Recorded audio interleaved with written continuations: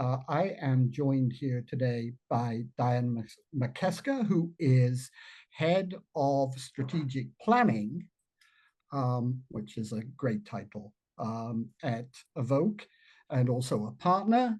And we are going to be discussing data-driven decision making, particularly in the public affairs arena, but in communications generally.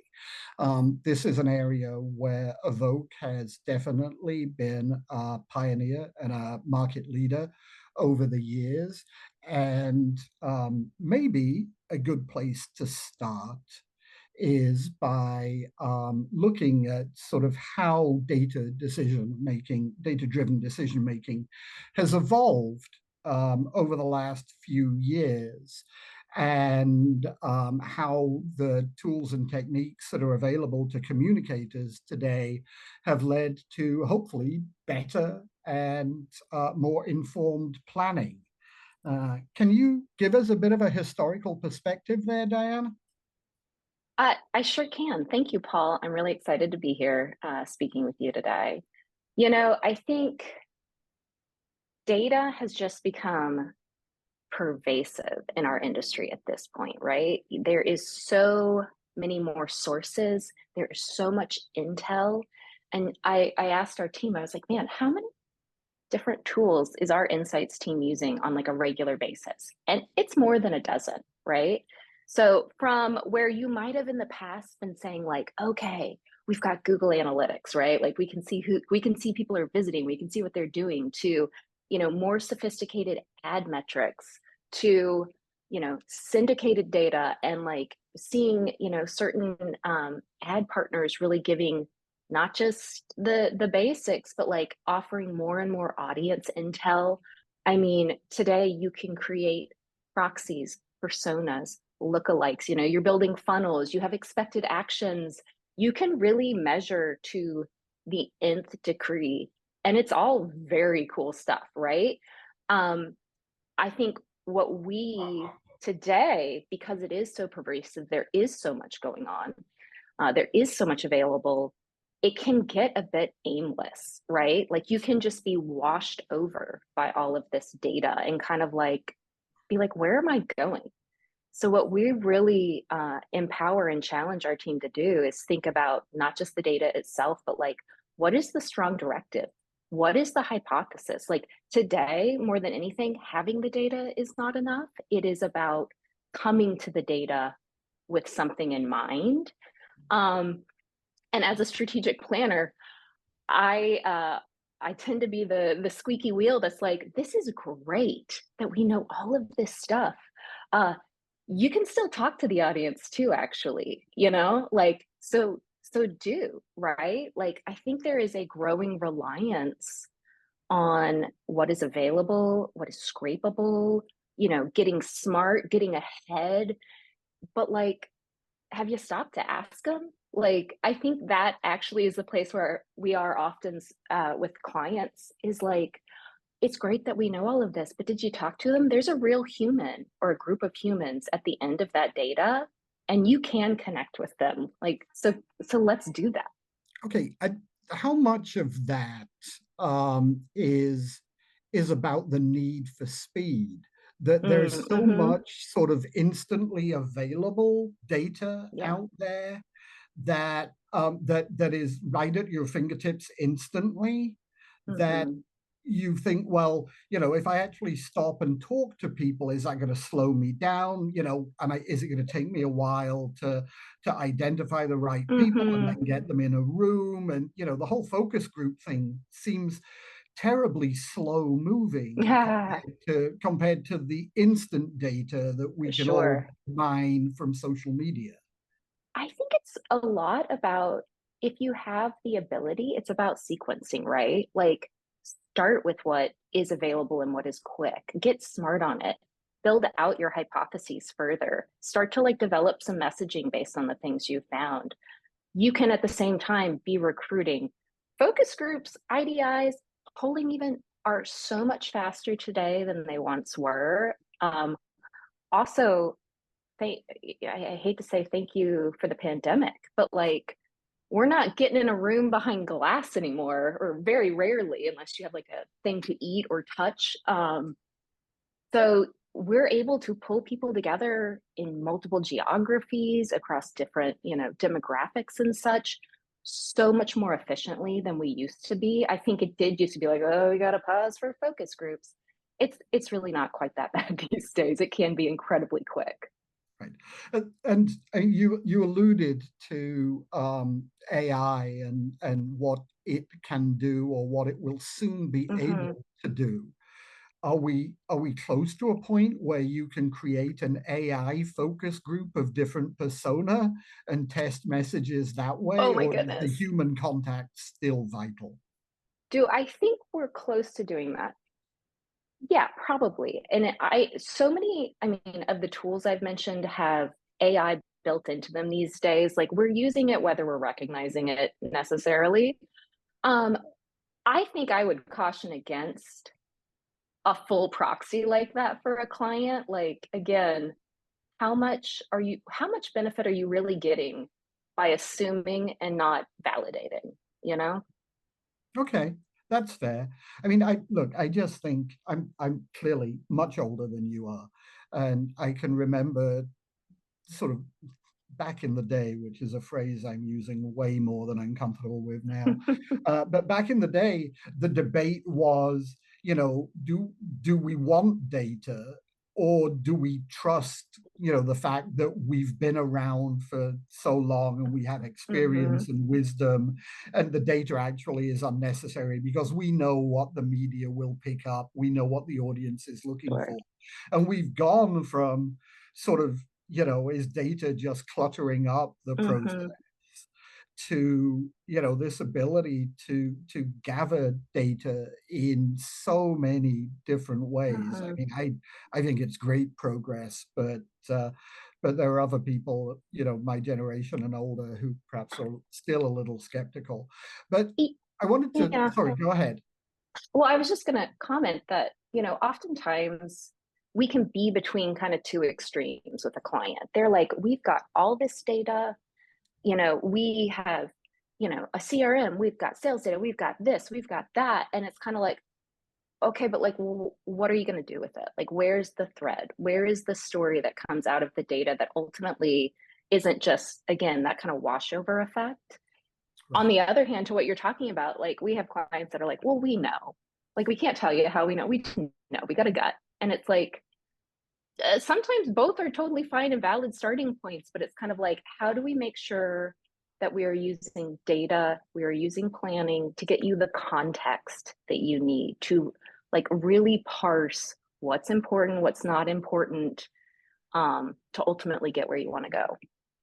That brings me to one of the things that we were talking about that I found particularly interesting, which is you talk about understanding sort of different aspects of your audience, understanding Mm-hmm. attitudes, understanding behavior, and maybe the most interesting to me, understanding identity. Now, I Mm-hmm. assume all of those things sort of interact with each other and Mm-hmm. overlap, but I also assume that there are some aspects that your clients maybe understand better than others, For sure. and where you need to add more value and more insight. Mm-hmm. Explain how those three attributes or areas Yeah. interact with one another and how they differ. Yeah. So, I mean, those three items you just ticked off: identity, behavior, attitudes, they are really facets of motivation. And like knowing what does and can motivate your audience is incredibly powerful. So, we break it down along those three lines. Identity is really about like, how is this person defining themselves or defined, right? Like, I am female, I am over a certain age, parent, has a mortgage, that kind of stuff, versus my behavior, which is, what do I do? What do I buy? Where do I go? What do I watch? Like, what are the things that make up my daily life in addition to just how I identify myself? And then there's attitude. So, how do I think or feel, particularly about certain things that my clients, if I'm their target audience, want to know? right? And to your point, there's definite overlap. You know, I mentioned like the 12 plus data tools we use on our insights team. They all kind of get to different facets of this. And I think it kind of depends on the client as to what they know more about, right? Like the clients who have all of the sales information and all of the background on their customers, they know the identity. They've got their sales behavior, right? Like they know when they're coming in the stores and all that stuff. What they might not be as clear about is, okay, well, why? Like how are you aligning with something that they believe or feel? Versus, you know, some clients, you know, we do a lot of work just being within the DC space a lot with trade associations or industry associations. They tend to know a lot more about attitudes and perceptions. Um, they might not be able to break it down as to the, okay, well, who is behind that and why? And like, are there particular segments within that that you need to move to like impact that attitude or perception that's going on? So, I think, oh yeah, go sorry, ahead, Paul. I think a lot of us in the communications realm sort of assume that companies have more robust marketing data than Mm-hmm. they do perhaps sort of broader stakeholder data. Do you find that to be true, or is it because you're dealing with a subset of clients who are fairly savvy about the political Sure. arena? They perhaps have, you know, pretty strong data and good insights into the broader stakeholder universe. You know, I think again, it kind of depends on the client and what their purview is. I think this we tend to talk a lot about stakeholders because we are working in a public affairs space. Um, and that is so much more of a like, we know who the stakeholders are. What we need to understand is what's going to like motivate them on our behalf. And it tends to be a lot of the perception attitudes kind of place. Um, I think, you know, if I take a bigger step back, like a client, as they're thinking through like what they need and where they need to go, it's really about the prioritization, right? Like we all know that.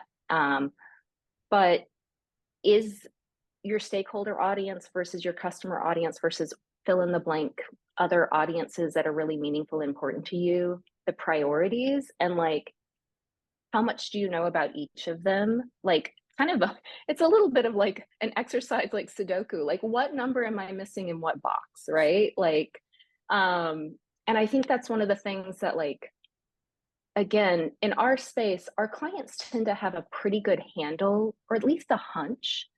They're pretty good on what the problem is. They are a lot less clear on the opportunities or the why. Right, right. Um, you mentioned a minute or two ago the sort of range of tools that you Mm-hmm. use. Are some of those tools and techniques sort of better for each of those dimensions? So Yeah. do you have ways of sort of measuring attitude and behavior and Mm-hmm. identity sort of using different techniques, or is there a way of sort of figuring that all out, as it were? It yeah, it is a bit of a quilt type approach of like some of Mhm. these do things better. Um, for sure, I think a common refrain is, well, what do people think? Or like, what does our audience know? Or like, they're big, broad questions. And I just go back to what I said earlier of like, that's not really enough to start pulling the levers on the tools, right? Like, how can you be more specific about what you're trying to learn or what you're trying to get to about the audience? And then additionally, I would advocate, and not everybody has the budget for it, but like some first party proprietary research can take you a long way of like, okay, these are the things we are able to see. But when we really want to get down to it and we want to know, like, what is the floor we're starting with this audience? If you don't have a sense for the floor, get a baseline somehow. Talk to the audience, whether it's through qual or quant. Um, but at least know where you're starting as a result versus a like this is a very potentially rosy picture based on some data of like what our opportunities are, but like okay, where do you actually fit there? Right. So you've mentioned this idea of sort of opportunities a couple of Hmm. times now, and I'm really interested in that because I always think of the sort of public affairs issues management realm as spending more time reacting to threats and Mm-hmm. perceived challenges than looking for opportunities. And Hmm. I think in general, clients are pretty good at figuring out sort of what the challenges to their business are going to be, but Yeah. maybe not so great at finding new opportunities. How Hmm. can the approach that we're talking about help with that? Yeah, I think there's a really, maybe it's trite, but there's a really great quote from Eisenhower that I think every planner likes to trot out at some point, which is in preparing for battle, um, plans. I've always found plans are useless, but planning is like really important or indispensable or something like that.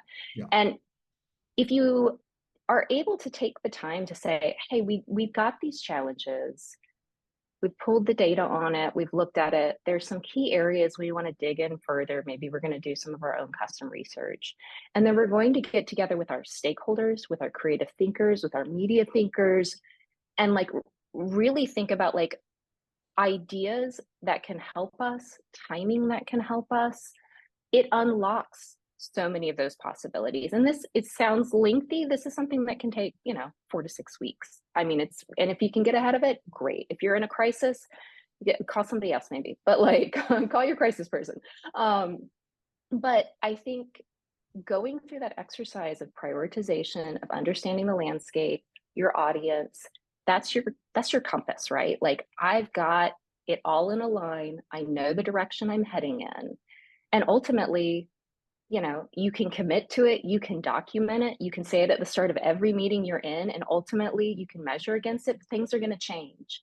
And having been through the process of like what's available to us and what's interesting to us and our audience, you can go back to that and say, oh, dust that off. That's a little different this time, but now we're going to do it like this. You actually kind of shortchange the future process. Right. And some of this, right, is about making sure or at least minimizing the risk of getting to that Sure. crisis point. Yeah, It's for sure. about it's about managing the issue in its early stages so that you don't actually have to call the crisis person down the line. Yeah. I mean, to your point of like a client coming to us saying, we know what our challenges are, we know our business, we know our risk, and saying, okay, well, right now, that risk is not top of mind for your audience. How do we inoculate against that in the future? What are the things we can start to talk about? There are so many industry associations that talk about safety early and often, and you're like, what are you doing? It's like, well, in the event that something comes to fruition, we want to make sure they know X, Y, and Z on our safety record, right? Right. And that's another thing that it seems to me has evolved over the years, is that um, everything in Washington used to be we have this piece of legislation that we're worried Hmm. about. We have this threat to our business that we need to address. And then we can forget about public affairs and public policy for a Hmm. year or so. And then there'll be another issue and we hire a firm. But Yeah. with this kind of data, um, it it pays to be always on, Yeah, right? It for pays sure. to have a sort of ongoing data gathering, data mining operation that gives you insights in real time, not Yeah. just when you see a particular threat. And, to that, so often clients are doing the media monitoring and those kinds of things. We're able to set up, and so many agencies are kind of like custom monitoring dashboards. And there's the question of like, are we seeing a certain volume of something? Okay, sure. But like, are we starting to see indicators that give us pause? Are things that we are trying to message against still coming through? Or are they picking up on the message points we're putting out there? Are they starting to use some of the language we'd prefer they use? monitoring those kinds of things to, start to get the little spidey sense of, it's not going the way we wanted it to go. And further to what you were saying about being always on, not every client has the benefit of a budget that can be always on, Right. but we would highly recommend of like, if you can have a narrative through line to what you need a policymaker or a key stakeholder group to know, and if you can be disciplined in putting that in front of them on an ongoing basis so that when you do have an ask or you do have a crisis or an emergency, they're not like, who are you again? And like, what do you stand for? And what do you want? Like, it helps to just ensure your reputation is where it needs to be before you have a request of them. Right.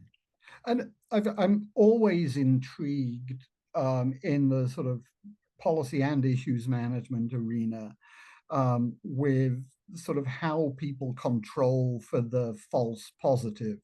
That first Mm, blip on the radar screen might be a school of mhm. entirely harmless fish that goes swimming Yeah, by, or it might be a torpedo heading straight for the hull, right? And right. figuring out which is which. How much of that can you get from the data and the sort of surveys and everything else, and how much of it is just experience and instinct? Ooh, man. I think it can be a mix of both. I think what is so important in moments like that is context, right? And I'm going to use an example here. We have what we call a tremor sense score. It's like a Richter scale for an earthquake, right? Like, how big of a shock is this to you, to your organization, to your target audience? And it's something that, through various tools combines, social media, news impact, readership type information if we have it. But like putting that together, this is another problem with data. Oftentimes you get like a whole bunch of numbers and it's like, what do I do with these? We strive with our tremor sense to give the client a number on a scale of 1 to 10 of like, this is how much of a concern this should be. This is how much noise or how big of a quake are there aftershocks to follow of something like this. And I share that example because I think it helps contextualize for the client of like, it feels like a really big deal to you, but is it? And if it is, okay, what do we do about it? Or, it's so hard sometimes to be like, just wait it out. Yeah. It's not the thing to do. Oh no, do nothing, or perhaps more accurately, say nothing is maybe the Mhm. hardest advice to give and the Yeah. hardest advice for action-oriented people, which most executives Hmm. are, I think, to take on board. That's hugely valuable. Yeah. Um, another of the products that we've talked about that I think is really interesting is your Policy Insiders media study. Yeah. Tell me a little bit about that and about how the way in which decision makers are using and consuming Sure. media has Yeah. changed over the last few years. Yeah, so what you're referencing is our proprietary DC Policy Insiders Media Habits survey, which we have conducted for over 10 years. It's my baby. I started at the firm in 2013 and was handed the data and it never left me since. But it was really born from this idea that DC policymakers and policy insiders and influencers are a unique, very niche audience. And if you look at the DMA as a whole, you're not going to get to them. If you even look at like demographics that seem like they might be people who work in policy, you're still not going to get to this very news hungry, needs to be the smartest people in the room. They've got the most up to date information. And I say all of that based on years of qual with them and not this survey. But we really felt like we could be so much smarter in tailoring our strategies to them if we really understood where they went, who they trusted. So we've been fielding the survey, as I said, for over 10 years. And what's been really cool is, the trending data at this point. We were able to follow the rise of newsletters. We were able to see changes in the preferences for social media platforms. We very clearly saw, cord cutting, the impact of that, streaming, all of those things. But actually, this year, we looked back over 5 years of trending data. And the thing that was really surprising is we're actually seeing a decrease in intensity over time, where 5-ish years ago, it was high intensity in the news all day, every day. They're still there. They're still going to their sources, but it's just like every year, a little bit of a backslide. And then when we looked at other things like, okay, newsletters were really hot. We're actually seeing a drop there. It's not all bad news. There's some key platforms that are definitely up, but then also pair with that, we do ask about particular publications and outlets. There seems to be shifting preferences there too, where someone used to be really strong. We're seeing a little decrease. People are moving, or policy insiders are moving around a bit. And by looking at that kind of 5 years of trending data, you know, jokingly, I was like, is winter coming? Like, what is this that we're about to see? Like, is there a shakeup in DC media preferences on the horizon? Like, again, the spidey sense of like, it's not that they're not doing things. We're just seeing some interesting changes over the last 5 years. I assume one of the things you're seeing is increased polarization, that each side of the political divide is getting information Mm-hmm. from sometimes radically different sort of channels, and Yeah, we've all heard about bubbles, and we've all been warned about sure, living in bubbles. sure. There's one bubble out there that is in the news right now because it apparently believes that Haitians are eating Oh, cats, yeah, pets. which Yeah, people in the other bubble had no idea about. I mean, but yeah, that must make strategic planning even more challenging than it has been. That the messages that penetrate one bubble may actually find yeah, people in the other bubble are almost completely immune. Um, yeah, how do yeah. you, as a planner, Mm-hmm. deal with that? And has that made your job more difficult? So a couple things. One, I'd say looking at our like policy insider research, there are definitely like places one party goes to over the other. Um, Talk about a bubble, it's much less about the extremes, right? It is actually much more mainstream than I think outside of DC. That said, I think sometimes I think clients want a message that's going to resonate on both sides. And the reality is sometimes you simply cannot win fully in the middle, right?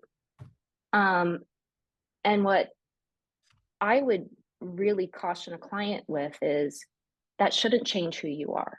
That doesn't change your organization, your brand. That must be the unassailable pillar almost. You are who you are and you advocate for what you advocate. That said, emphasis can certainly change. Proof points can certainly change. Location and medium certainly can change. But that in this, while there are bubbles, we are incredibly connected despite bubbles, and you cannot be playing different games. Like you must be true to who and what you are and look for resonance based on that and based on what you know about the political preferences. I that is such an interesting point to me, because one of the traps, it seems to me, that companies can fall into Mm-hmm, is this idea that data are telling us to say this or to do mm-hmm, this. mm-hmm. And that can sometimes lead you away from your core values Yeah. and who you are. And it's interesting to me to hear somebody who is clearly data driven Mm-hmm, reminding us that actually at the end of the day, your identity and your values are important in decision making too. And I wonder Yeah. how you balance those two things. Oh, wow. I mean, I think I think often a client is able to say, we would never say that. We would never do that. That is not who we are. Um, and I think there is real power in clarity of who your organization is. And I think an outside partner like us, we might push of like, we're hearing this. Like, there is definite tension and give and pull in a good partnership like that of knowing like what we bring to the table and what the client brings to the table, right? Like, that to me, I know that's not a very like hard, specific response, but it's kind of like, how do we know to be your best advocate and where your strengths are and where we can augment them? Because ultimately, none of us want just like the big, cool or the exciting, splashy. We want the right moment. We want the right request. Right. I mean, I will say in my years of writing about reputation and sort of the corporate brand and all of those issues, I have seen a lot more companies get into trouble Mm, because they sort of followed the polling numbers. I don't want to say the data because I think that's a little sure. reductive, but have been, or have just been responding to whoever was screaming at them the loudest. Hmm. And I've seen relatively few companies get into trouble by knowing exactly who they are and what they Yeah. stand for and continuing to stand for that, whatever the noise of the moment looks Yeah. like. Does Yeah. that seem fair to you? Absolutely. It does seem fair to me. And I think I'm not going to remember the adage right now, but it's like the idea of trying to please everyone. You're never going to Yeah, please yes, everyone, you know? yeah. But it's easy to sort of fall into the trap of believing that public Sure. relations is a popularity contest and it's about making everybody like you all the time. Yeah, And when that sure. happens, you lose sight of who you are and what your Yeah. unique appeal is. So Yeah, absolutely. it's a balancing act. It's a tightrope. Hmm. Um, we talked last week when we were exploring the topics for this conversation about how in many ways, the data driven approach to decision making crossed over from the political realm Hmm. into corporate public affairs. And a Hmm. lot of public affairs firms obviously came out of a political campaigning background, Hmm. so that's fairly natural. We're now in the middle of a new and extremely high profile, and I would say in some ways quite innovative political campaign. Sure. We've certainly seen the use of influencers Hmm. by the two parties increase in importance, and maybe Yep. even the use of traditional media decrease as a result. Hmm. And I'm wondering, are we still learning from the political realm? And are there Sure. any lessons you think from this current election that will be part of the corporate planning process in the future?